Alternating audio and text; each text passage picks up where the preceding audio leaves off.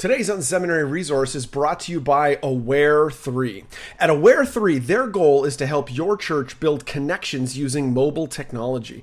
They help you extend church beyond Sunday mornings by putting it in the palm of everyone's hand. Learn more about how a custom mobile app can help you improve engagement, communication, and generosity at www.aware3, that's the number 3.com. Welcome to the unSeminary podcast. Are you looking for practical ministry help to drive your ministry further, faster? Have a sinking feeling that your ministry training didn't prepare you for the real world? Hey, you're not alone. Join thousands of others in pursuit of stuff that we wish they had taught in seminary. Buckle up and let's get started with this week's unSeminary podcast. Well, hey everybody, welcome to the unSeminary podcast. My name's Rich, the host here, and I am honored that you would take some time out to listen this week. You're going to love today's conversation. We've got Donnie Griggs from One Harbor Church in Morehead City. This is going to be a great conversation. I hope you lean in and listen because there's going to be some really good stuff, some good takeaways here for a lot of people that are listening in. So Donnie, welcome to the show. Hey, thanks so much for having me, man. I wonder if you could tell us a little bit about One Harbor Church. Give us a sense of your ministry. Sure. So we planted One Harbor going on 8 years ago. Nice. And in Morehead City, which is a tiny town, about 9,000 folks on the coast of North Carolina. It's actually where I was born and raised. Oh, nice. And so we planted there, and God just added tons and tons of people, and it grew pretty quick. And then we ended up going multi-site about 3 or 4 years ago. Started with one other location. Now we're at 2 other locations, and we're about to start a third, additional location. So we've kind of now just sort of stepped back and gone, man, if we want to effectively reach our region, we're gonna have to keep multiplying. And so, it's busy, it's crazy, but it's a lot of fun. So we're good. Now, the thing I'm interested in kind of leaning in and hearing, I think a lot of thinking, a lot of kind of leadership comes from church leaders that are in suburban areas or in, urban contexts, large centers with, hundreds of thousands of people. I love that, you started with, hey, One Harbor Church is 9,000 people. Morehead City is 9,000 is what you said? So not a huge community. I'd love to hear about that. Let's talk about small towns. What is it like to reach out into a small town? You've obviously then multiplied. Let's dig into that. What's been your conviction on that front?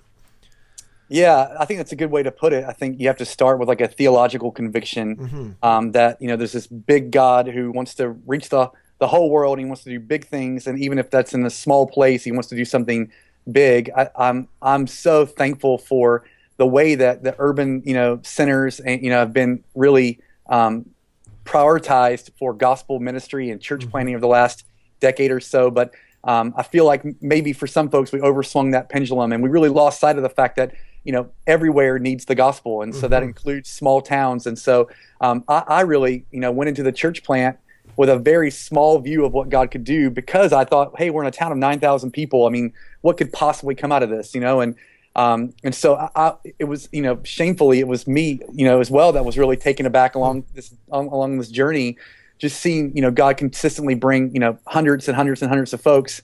And so along the way, we started going, man, we've got to get ourselves have got to get a theological conviction for the fact that God wants to reach this place that we're in. That's why He's put a church here. And we've got to start thinking, and taking this seriously. So I think, for myself and for other guys who may find themselves in small towns or rural areas, I think that's the first step is getting a real kind of theological conviction for the fact that God wants to do something significant where you are. He wants to reach lost people, Absolutely. I think there can be an allure.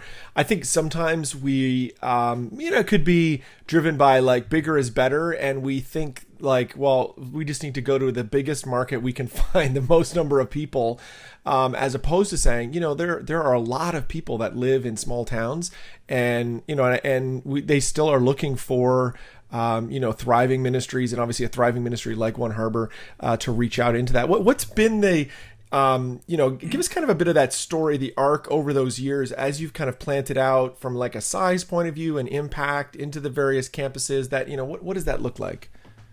Yeah, so just kind of a brief storyline. We grew from, and really started in a living room early 2009. We moved into a gas station, which is super conventional, what most people do. I was going to say, is that a step up or a step backwards? That's a I don't sideways know. step. Yeah, I don't know. It was fun though. We moved into a gas station that was free, so we were there for 3 or 4 months. Ended up going to 2 services. It was pretty small, so we were within about 6 months we were at 180 folks, and Wow. we had to ask the it was a fun season. We asked the wives to sit on their husbands' laps because we were out of chairs. Oh no. So Okay. anyway, yeah, there's not really a playbook for that, but No, exactly. then we moved into like an old abandoned restaurant, and there's not. I think one of the things that small town guys will face is that you don't have like tons and tons of buildings to pick from, so you have to Right. get creative. So Yeah. we were in an old abandoned restaurant, and we put our kids in an abandoned hookah bar next door, which smelled great. Yeah, Smelled like exactly. raspberry. And then from there we moved into a building over in Morehead, and grew to 300 or 400 folks. And then from there started multiplying. So we That's planted amazing. the first multi-site into Beaufort, which is the next island over. It was twice voted the coolest small town in America, so it's a good place to start. And once they got to 2 services after about a year or so, we started working on the next location, which is in a town called Swansboro, about 35 minutes away. And within 3 weeks, they were at 2 services, and they're running about 350 on a Sunday. That's amazing. And the town size is a couple thousand folks. So it's a pretty significant portion of people. So Morehead now we're running 800 or so on a Sunday, Wow. but our town is only 9,000. So That's incredible. you really feel like you're making a sizable dent in the community. Absolutely. You feel like when you walk around, like everywhere you go, you can kind of feel the way that God's using the church in the community and helping shape culture and so anyway, I think that's one of the most exciting things about doing ministry in a small town is you really can make an impact pretty quick, Absolutely. and so yeah. Now, give me a sense of how, obviously each of those communities have their own culture, they have their own, something that makes them tick. How is it that you're, kind of getting the pulse of that community to be able to, to reach out into those, various communities? Yeah, I think that's a good point. I think small towns, it's a smaller contingency of people just by default. Whereas like if you do ministry in an urban center, you've got this just giant sort of variety of all kinds of subcultures. And you could go into a large city and you could just about do ministry however you wanted. And you wouldn't, necessarily make the biggest impact, but you could attract a small crowd to a medium-sized crowd because, across a big city, there's at least a contingency of people who already agree with you. I think the challenge with doing ministry in a small town is, that sort of that window of what you're working with is so much smaller. You really have to get to know the culture and find ways to do ministry that makes sense to the sort of the narrow, representation. And so for us, it's really just getting to know local people and spending lots of time, figuring out what makes our town tick. What are the real felt needs? What are things people love and celebrate? What are things that they mourn? And how can we do ministry in a way that makes sense to them? And there's unchangeable things like the gospel and so on and so on and so on. But there's a lot of ways that we do ministry that we found we can change to make more sense here. And even just the way that our buildings look and feel. I mean, they feel very unique to the town they're in. The difference between our Morehead building and our Beaufort building, they're only 7 minutes away from each other, but the look and feel of them is drastically different because the two towns are really different. And Right. so I think it's I don't think that a church planter in a large city can afford to just do ministry however they want by any means. I do think if you're in a small town, your failure rate is going to go up if that's how you act. It's going to be much higher. Yeah, because you've got to, is that because, maybe in a larger context, you can narrow cast the kind of cultural expression of your church, and there would just be, frankly, more people, and so you can find them. But obviously, when you're in a smaller community, the fact, like by percentage wise, the fact that there's, 800 people at your church in a community of 9,000, I can't think of any church that has that. Like that's a huge percentage of their, of your community. And so you've had to kind of say, well, what's the kind of broadest cultural kind of what unifies all of the people that are living here, and how do we kind of aim our programming towards that? Is that kind of what you Yeah. doing? I think yes and no. I think you've got to do church in a way that makes sense to like the rich and the poor, Yep. the various like ethnic, like you've got to try to do church in a way that at least makes it comfortable for the most amount of people possible. And so we've kind of had to sort of walk a tight line there, even with the facility going, hey, we want as many people as possible in our town to come in and feel like comfortable to some extent. But I would say the other side of that is, I think you've got to really target subculture, subculture after subculture, sort of one at a time, individually. Like for me, I started with the surfing subculture in our town because, I grew up. That's all I was good at. I was never good at with a ball. I've got two boys. If they grew up wanting to play football, they're gonna have to rent a dad. I don't know anything about that, but I was good at like stuff in the ocean, and so we planted the church. We went after, the surfing community, and just by the grace of God, those folks started getting saved and baptized and, coming on to leadership. And now it feels like we really penetrated that subculture. And then I began to work with those guys who I met in the water and say, hey, what is it you do for a living? How can you reach the people? And so I think there's sort of the broad strategy of how you do ministry on a Sunday, but I think it's also understanding that you've got to navigate the nuance of like different subcultures within even a small town, to reach everybody. Absolutely. Now there definitely is a cultural trend towards, people are leaving small towns and are moving to larger contexts. That's just true, right? Like there is, that trend continues. Now there's an interesting thing, and you're the expert. I'm not the expert on this, but there's an interesting trend where there are people that are choosing to go the other way. They're saying, actually, I would prefer to live in a smaller center, for whatever reason. And in fact, I was just speaking with a guy who, probably about 2 weeks ago, who was on one of those like top CEO, lists. He literally could live anywhere in the world. His company is, they have locations in 26 countries. He's a pretty big guy, but he lives in a small center on purpose, because he's like, listen, I can manage my entire company from an internet connection, and I have meetings with people. I'll jump in the car and go and see offices or get on the plane and go somewhere, but I'm choosing to be in a small town. What is it about people, and obviously this is like super dangerous to ask a question like this, what is it that you're seeing in that trend? Why are people making that choice? And then what is it how can the church kind of meet that culture? How does the church meet, the group of people who are saying, I don't want to live in a super large center. I want to choose to live in a small town. Yeah. So that's a broad question. Yes. I'll take a swing at it. Yeah. I think what you brought up is probably the biggest changing factor is the internet. Yep. I think when I grew up in this town that I'm in now, I went to high school. I graduated in '99. So, we still felt like the internet was like this thing that may or may not stick around back then, Right. And True. I didn't have an email address or anything like that.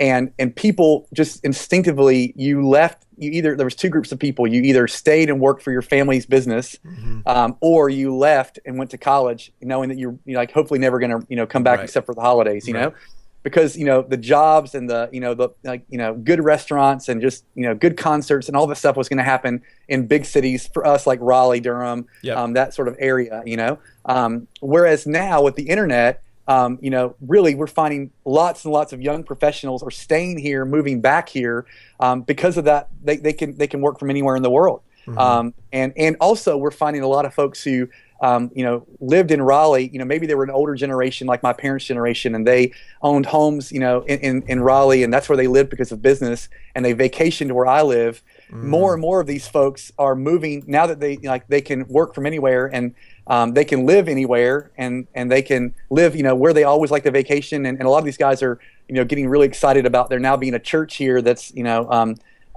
they really enjoy. So we're finding more and more of those really high-end professional folks moving here and living here permanently because, they can do everything they need to do, and so I think that's really changed. Additionally, I think sort of the I don't know if it's like I don't want to say like the hipster kind of thing, but that vibe is really alive and well in small towns. That sort of authentic, local farmers market, folk music, lots of artisanal things. Yes, that sort of that's become in vogue. Yep. And really that's what small towns have always had. There's always been a real genuineness, and still to this day the chain restaurants really just come and go in our Right. town because People don't go to them. people don't want to. Now they want to eat at the local stuff, and Right. so. Now that that's becoming cool, I think it's becoming an attractional thing, in a lot of small towns. Interesting. Now, changing direction a little bit, in one of the interesting kind of trends I would imagine in a smaller center is, or dynamics maybe in a smaller center is, hey, if something goes wrong, there's kind of the the stereotype of like, hey, small towns, news travels fast, right? It's like, hey, if there's like the town gossip and all that stuff. But then the flip side of that, which I would imagine you're leveraging, is, gosh, when there's like something really positive happening at a church, people can find out really quickly and news spreads, and kind of word gets around. Can you kind of give me a sense of those dynamics that you're experiencing? Yeah, it's absolutely true. It's such a dangerous and helpful thing at the same time. Mm-hmm. I know, there's lots of times, surfing, for example, where, someone is just, consistently, really being a jerk in the water. And Yep. the natural thing to do would be to kind of, mouth off at them. I know if I do that one time, my entire town will know about it before I get home. And, I'll just have to, move and start over somewhere else. There's no, like, I can't even write a bad review about a restaurant on TripAdvisor. Right. Because I'm sure people would find out it was me, And Right. so sort of that way of like living that you can sort of get away with. I lived in Los Angeles for a while, and you could kind of get away with, maybe you shouldn't, but you can get away with treating people a certain way. You just can't do that in a small town, because it'll ruin your reputation overnight. But on the flip side, like you're right, if you can leverage that, the word of mouth thing is powerful. And that has really been the thing. I liken it to the woman at the well, where Jesus meets this woman, and she goes and she tells all these people who knew her really well, and they go, man, we want to come see for ourselves because we know you, we know who you really are. I think in a small town, everybody knows everybody by and large. And when, our second week the church met, I'll give you an example. A guy showed up, said he had 10 minutes and he was, he had to leave. And I was like, well, it's church. It's going to take longer than that, and he stayed the whole time. And he kept coming back. He kept coming back. And a few weeks after, he came over one time. He showed up at my house and he said, hey, do you want to know where I had to be that day? Where I said I had 10 minutes. I said, yeah, sure. And he said, well, I was on my way to kill myself. He said I'd been a heroin addict. Yeah, he said I'd been a heroin addict, and they told me if I got clean, I'd be happy. And I've been clean for 5 years, and I'm still miserable. And so he's like, I was on my way to kill myself. And this was the second week we were meeting. He said I was driving, and I drove past the house where somebody said a church had started. And I thought I'll pop in, I'll give him 10 minutes. Now that guy is married, he's clean, he's got a job, he's in our eldership development program. I think he's going to end up planting a church. But he went and told everybody he knew, and he dragged people every single Sunday. He'd pick up hitchhikers. He'd call drug addicts he knew and tell them that he had worked for him, and then bring them to church. And so he had to work through the ethics of that. And he that kind of thing can happen, I think, in a small town and really work in your benefit. Interesting, huh? That's really cool. Now you've pulled together a book, Small Town Jesus. I'd love to hear about that. Tell us about, why did you write that book? What motivated you? What are you hoping people will benefit from that? Sure. So, wrote the book really because I couldn't find anything that, it was hard to find resources that I think really, helped explain the rationale, the why behind why we should do ministry in small towns, and really started to look at how we should do that, how we should plant churches, how we should revitalize churches in small towns. I felt like there were some books that had taken a stab at that, but they were kind of dated or for whatever reason. So I wanted to try to do something that helped inspire a generation of guys to do ministry in small towns in a way that was really effective. So we take the first half of the book and really address the why. So that's theologically why, looking at Jesus of Nazareth. He's from a small town. He sends his disciples to small towns. Really looking at the theological emphasis for it. Then really there's a real sociological reason as well. I think a lot of people still have a very sort of sort of euphoric kind of stereotypical view of small towns that feels like Mayberry, like from Andy Griffith's show, where like, right. Like there's no crime, everyone's doing great, fresh pies all the time. When really, like the modern small town, in America at least, is they're hubs for human trafficking. They're meth labs. I mean, this is where a lot of really bad crime is happening in our country. And then sort of just so spelling out all those rationales. 33.7 million people, live in towns under 25,000 people in America. How do we reach those guys? And so the second half of the book then kind of deals with the how-to, and so that's stuff that we've talked about, like being a good local. It's doing ministry in a way that makes sense. It's it's understanding small town mentalities. It's confronting things like racism and these age-old, just really just anti-gospel issues that small towns just seem to harbor. And then at the end, even like talking through something that's really helped me is working with churches who are leading in big cities and learning what we can and reformatting and partnering together and so just how to do that, how to learn from, and partner with churches that are in much larger contexts, and, how we can serve each other. So that's kind of the emphasis for the book. Very cool. Well, I'd encourage people to pick up a copy of that. And I actually just ordered it this morning when I was doing a little research. I'm like, this looks great. So I look forward to reading through it. So, really appreciate that. Anything else you want to share before we jump on to the rest of the episode?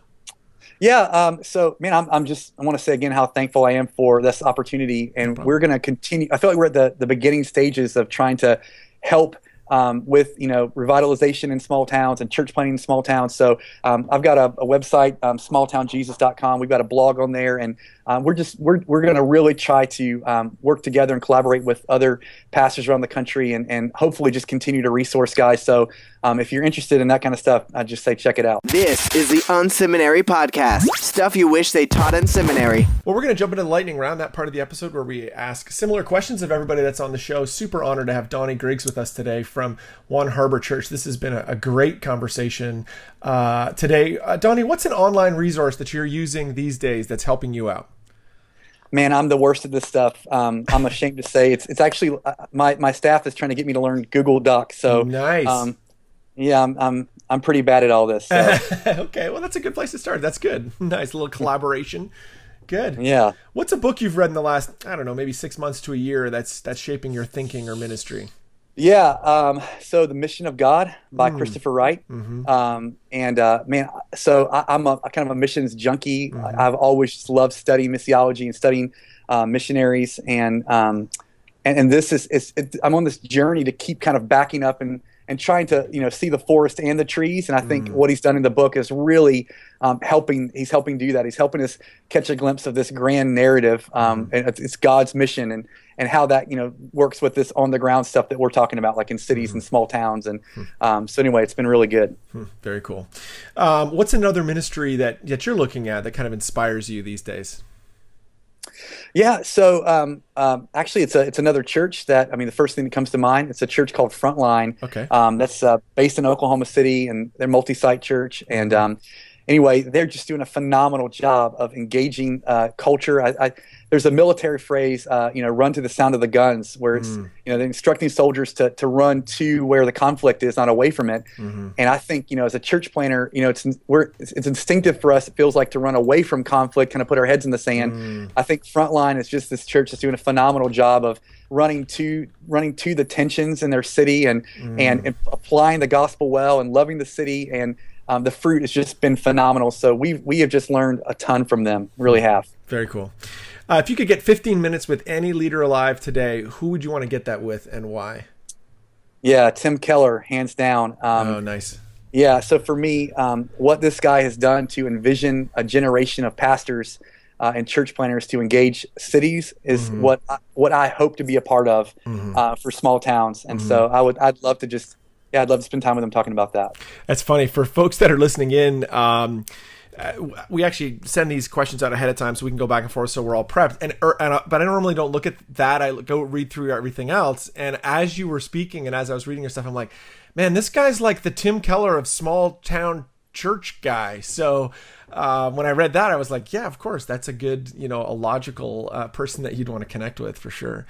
All right. Well, one last question. I know leading in any location, any size town takes a lot out of you, and you need to just kick back sometimes and relax? What do you do for fun? What do you do to just, relax a little bit? So anything surfing, I know surfing. That came up for sure. Yeah, anything in salt water, man. I told my wife on our honeymoon, if I could ask God for anything, it would be gills. So nice. So we have a lot of great spearfishing and wreck diving here. So nice. That's my favorite thing to do. But when it gets cold, we hunt a lot. Like to take my boys and do that. And the family, we have a boat, so we're always on the boat almost every night. We're out last night. Not trying to make anybody who doesn't have a boat jealous, but yeah, come visit us. We live in a pretty awesome place. No need to be jealous. You could move to a small town too with water. There you go. You could. That's great. Well, I really appreciate you being on the show today, Donnie. This has been a great conversation. Thanks so much for being here. I appreciate you being here today. Thanks a lot, man. Appreciate it.